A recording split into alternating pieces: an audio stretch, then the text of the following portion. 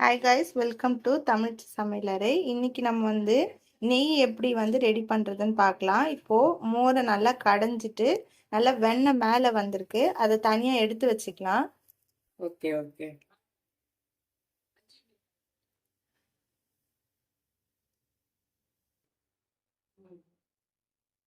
சரிங்களா, அப்படியே ஃப்ரெஷ்ஷாக இருக்கும் வெண்ணெய். இப்போ அதை தனியாக நம்ம எடுத்து ஒரு கிண்ணத்தில் வச்சுக்கலாம்.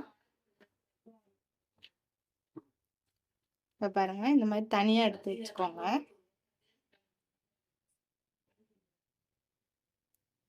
சரிங்களா,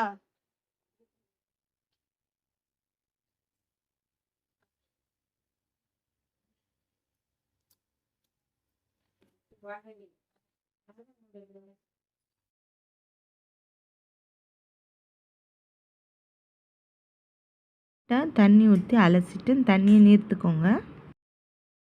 ஃபஸ்ட்டு ஒரு பாத்திரம் எடுத்துக்கலாம். தண்ணியை கொஞ்சமாக அப்படி நீர்த்திடலாம். எல்லாத்தையும் ஒரு பாத்திரத்தில் சேர்த்துக்கலாம்.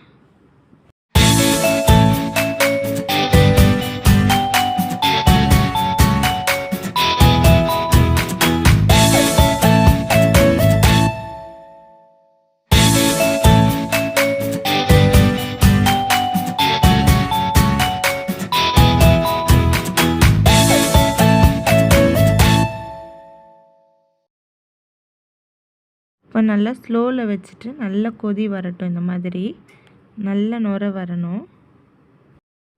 வாசனைக்காக ஒரு 2 பூண்டு எடுத்து நல்லா இடிச்சுக்கலாம்.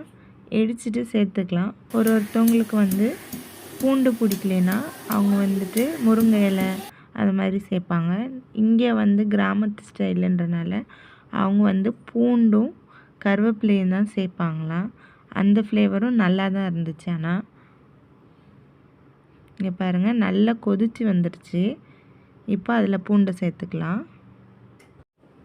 இப்போ கொதிச்சிருச்சு இல்லையா, பூண்டை சேர்த்துட்டோம். கூடவே கொஞ்சமாக நம்ம கருவேப்பிலையும் சேர்த்துக்கலாம். நல்லா கொதிக்கணும். கருவேப்பிலையை சேர்த்தாச்சு.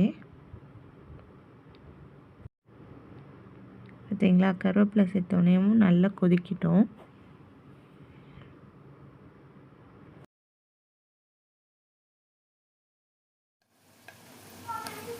நல்லா நெய் உருகி நல்லா வாசனையாகிடுச்சு. இப்போ நெய் வாசனை வர ஆரம்பிச்சிருச்சு. இப்போது நல்லா பொங்குச்சு இல்லைங்களா, அதெல்லாம் கொஞ்சம் அடங்கி நல்லா வாசனை வந்துடுச்சு. இப்போ நெய் நல்லா ஆறுனதுக்கப்புறமா அதை வடிகட்டி ஒரு கிண்ணத்தில் எடுத்து வச்சிடலாம். பார்த்திங்களா, நல்ல வாசனை கமகமன்னு வருது.